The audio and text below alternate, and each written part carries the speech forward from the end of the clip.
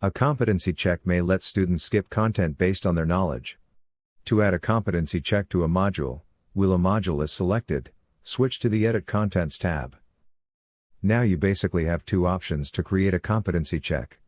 Either by converting an already existing progress check, like so, or by creating a new one by clicking the side button here and selecting Add Competency Check.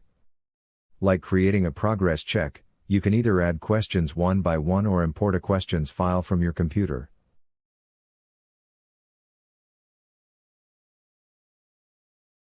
You can change the pass limit as desired in this field. Click Apply to add the competency check.